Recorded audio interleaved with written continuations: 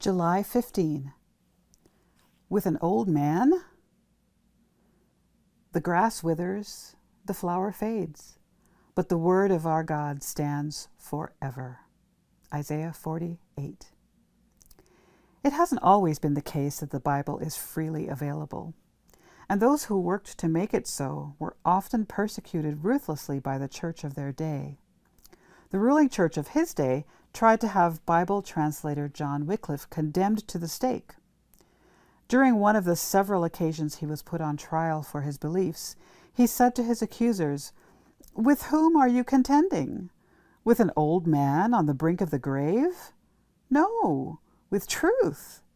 Truth which is stronger than you and will overcome you." Wycliffe wasn't burned at the stake while he was alive, but 40 years after he died, his body was exhumed by the church and his remains were burned. His ashes were cast into the river Swift, which flows a little more than a quarter-mile south of St. Mary's Church in Lutterworth, where Wycliffe ministered, before emptying into the Avon River. Wycliffe made a powerful point. God's word is truth, and God's truth will triumph.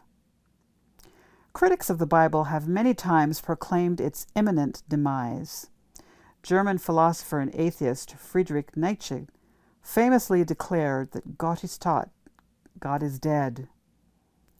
While a philosophical statement rather than a theological position, Nietzsche's 1882 proclamation expressed his view that philosophy had demonstrated not that a living God had died, but that governments no longer needed to be organized around the idea of the existence of God. Nietzsche claimed God was no longer needed as the source of morality or order. The famous English scientist Stephen Hawking had an IQ of 160, yet he was an avowed atheist. He said belief in heaven was a fairy story for people afraid of the dark. Hawking died in 2018. While he believed there is no God, what is incontrovertible is that there is now no Stephen Hawking.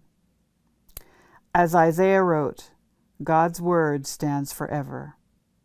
Stand on the Bible, and you will stand forever, too.